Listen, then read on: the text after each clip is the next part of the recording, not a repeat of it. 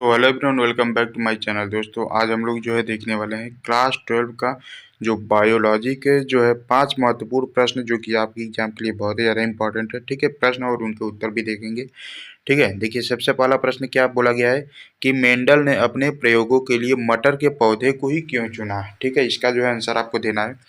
तो देखिए इसका आंसर क्या होगा कि ग्रेगर मेंडल ने मटर के पौधे यानी कि पिजम सेटाइवम को जो है अपने आनुवांशिक प्रयोगों के अनुप्रयोगों के लिए निम्नलिखित कारणों से चुना। क्या कारण है? तो देखिए सबसे पहला कारण है कि मटर के पौधे में विभिन्न स्पष्ट और विभिन्न लक्षण, ठीक है, और जो है वितरित लक्षण होते हैं, जैसे फूल का रंग, बीज का आकार, ठीक है, आदि। ये सब क्या होते हैं? ये सब जो है आपके जो है कारण है, क्योंकि मेंडल ने अपने प्रयोग के लिए मटर के पौधे को ही क्यों चुना। ठीक है, उसके बाद जो है नेक्स्ट पॉइंट क्या लिखेंगे कि इन पौधों का जीवन चक्र छोटा होता है, जिससे कम समय में कई पीढ़ियों का अध्ययन जो है संभव है। ठीक है, उसके बाद नेक्स्ट पॉइंट लिखेंगे कि मटर के पौधे स्वपरागण और परपरागण दोनों के लिए उपयुक्त हैं, जिससे नियंत्रित प्रजनन संभव है। ठीक है, और उसके बाद जो है नेक्स्ट क्या लिखेंगे कि नेक्स्ट पॉइंट है कि इन पौधों की देखभाल और संवर्धन आसान है। ठीक है, इसलिए जो है उन्होंने मेंडल ने अपने प्रयोग के लिए जो है मटर के पौधे को चुना। ठीक है, और उसके बाद देखिए नेक्स्ट इंपॉर्टेंट क्वेश्चन है कि डीएनए प्रतिकृति यानी कि डीएनए रिप्लिकेशन की प्रक्रिया को संक्षेप में समझाइए। ठीक है, तो इसके जो है कुछ आपका जो है स्टेप्स होते हैं। क्या स्टेप्स होते हैं? देखिए, डीएनए प्रतिकृति वह प्रक्रिया है जिसमें डीएनए अणु अपनी सटीक प्रतिलिपि बनाता है। यह निम्नलिखित चरणों में होता है। सबसे पहला चरण क्या है कि दीक्षा यानी कि इनिशिएशन। इनिशिएशन क्या होता है? तो देखिए डीएनए हेलिकेज एंजाइम डीएनए के दोहरे हेलिक्स को खोलता है, जिससे दो स्ट्रैंड्स, ठीक है, दो स्ट्रैंड्स जो है अलग हो जाते हैं। उसके बाद नेक्स्ट स्टेप है आपका एलोंगेशन। एलोंगेशन यानी कि विस्तार। ठीक है, देखिए हिंदी में आपको थोड़ा सा जो है समझने में कठिनाई हो सकती है, लेकिन इंग्लिश जब इसका पढ़ेंगे, जैसे दीक्षा नहीं समझ में आ रहा तो देखिए इनिशिएशन, विस्तार, विस्तार को बोला जाता है एलोंगेशन। ठीक है, और जो ऐसे ही देखिए समापन है यानी कि टर्मिनेशन। ठीक है, तो ये जो है इंग्लिश वर्ड बायोलॉजी में आप थोड़ा सा यूज करेंगे तो बातों को जो है अच्छे तरीके से समझ पाएंगे। ठीक है, तो देखिए इसमें क्या लिखेंगे कि इसमें कौन सा स्टेप है एलोंगेशन में? डीएनए पॉलीमरेज एंजाइम नए न्यूक्लियोटाइड्स को जोड़कर नए स्ट्रैंड्स का निर्माण करता है, जो मूल स्ट्रैंड्स के पूरक होते हैं। ठीक है, उसके बाद जो है अगला स्टेप है आपका समापन यानी कि टर्मिनेशन। प्रतिकृति प्रक्रिया समाप्त होती है और दो नए डीएनए अणु बनते हैं, जिनमें से प्रत्येक में एक मूल और एक नया स्ट्रैंड्स होता है। ठीक है, ये आपका जो है डीएनए रिप्लिकेशन के जो है प्रक्रिया हो गया, यानी कि इसका जो है प्रोसेस हो गया। ठीक है, उसके बाद देखिए नेक्स्ट क्वेश्चन आपका इंपॉर्टेंट क्वेश्चन क्या है कि मानव में रक्त समूहों का निर्धारण कैसे होता है। ठीक है,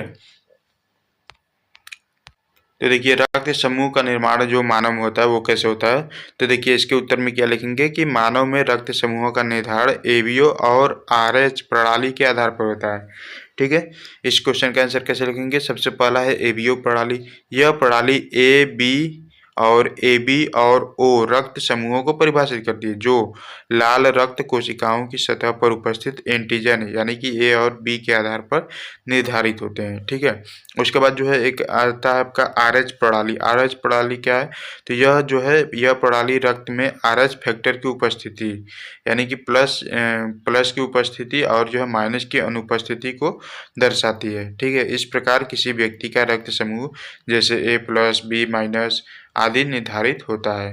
ठीक है, उसके बाद जो है नेक्स्ट क्वेश्चन है, देखिए डीएनए और आरएनए में अंतर आपसे पूछा जाता है। ठीक है, तो डीएनए और आरएनए में अगर आपसे अंतर पूछा जाता है तो उसमें देखिए क्या लिखेंगे? तो सबसे पहले लिखेंगे कि डीएनए यानी कि डीऑक्सी राइबो न्यूक्लिक एसिड और आरएनए यानी कि राइबो न्यूक्लिक एसिड में निम्नलिखित अंतर है। ठीक है, तो सबसे पहला अंतर तो देखिए अगर आप यहाँ थोड़ा सा दिमाग लगाएंगे तो सबसे पहला अंतर तो आप यही लिख सकते हैं कि डीएनए में डीऑक्सी राइबो न्यूक्लिक एसिड होता है, मतलब इसका फुल फॉर्म, और जो आरएनए है उसका फुल फॉर्म जो है राइबोन्यूक्लिक एसिड होता है। ठीक है, उसके बाद जो है स्टेप वाइज लिखेंगे शर्करा का प्रकार, जैसे दोनों में शर्कराएं जो है वो अलग अलग होती हैं। ठीक है, डीएनए में कुछ और शर्करा होती है, आरएनए में कुछ और शर्करा होती है। तो सबसे पहले लिखेंगे, देखिए डीएनए में डीऑक्सीराइबोज शर्करा होती है और आरएनए में राइबोज शर्करा होती है। ठीक है, सबसे पहला अंतर तो यही हो गया। उसके बाद जो है नाइट्रोजन बेस भी अलग अलग होता है। डीएनए में एडेनिन, थाइमिन, ग्वानिन और जो है साइटोसिन होता है, यानी कि एटीजीसी। ठीक है, एटीजीसी इसको जो है शॉर्टकट में बोलते हैं। एडेनिन, थाइमिन, ग्वानिन और जो है साइटोसिन होते हैं, जबकि आरएनए में थाइमिन के स्थान पर यूरेसिल होता है। ठीक है, आरएनए में क्या होता है, ये जो थाइमिन है, ठीक है, टी वाला है, इसके स्थान पर क्या होता है, इसके स्थान पर जो है यूरेसिल होता है। ठीक है, दूसरा अंतर ये हो गया। उसके बाद जो है स्ट्रैंड की संख्या है, यानी कि डीएनए द्विस्ट्रैंड की होती है, यानी कि दोहरी हेलिक्स का होता है, और जबकि आरएनए जो होता है वो सामान्यतः जनरली जो है एक ही हेलिक्स का होता है। ठीक है, यानी कि एकल स्ट्रैंडेड का होता है। ठीक है, उसके बाद जो है कार्य में भी इसके अंतर होता है। तो देखिए डीएनए आनुवंशिक जानकारी को संग्रहित करता है, जबकि आरएनए प्रोटीन संश्लेषण में अपनी भूमिका निभाता है। ठीक है, उसके बाद जो है पांचवा क्वेश्चन देखिए क्या है आपका, ये जो है ये भी जो है इम्पोर्टेंट क्वेश्चन है। इसमें अगर देखिए आपसे पूछा जाता है कि वातावरण में नाइट्रोजन चक्र का महत्व क्या है, ये आप बताइए। ठीक है, तो इसमें देखिए क्या लिखेंगे कि नाइट्रोजन चक्र पर्यावरण में नाइट्रोजन के परिवहन और परिवर्तन की प्रक्रिया है, जो निम्नलिखित कारणों से महत्वपूर्ण है। क्यों महत्वपूर्ण है, तो सबसे पहला है आपका पौधों में की वृद्धि, यानी कि नाइट्रोजन पौधों के लिए आवश्यक पोषक तत्व है, जो प्रोटीन और न्यूक्लिक एसिड के निर्माण में सहायक होता है। उसके बाद जो है नेक्स्ट स्टेप लिखेंगे कि पारिस्थितिक संतुलन। नाइट्रोजन चक्र पारिस्थितिक तंत्र में नाइट्रोजन की उपलब्धता को संतुलित रखता है।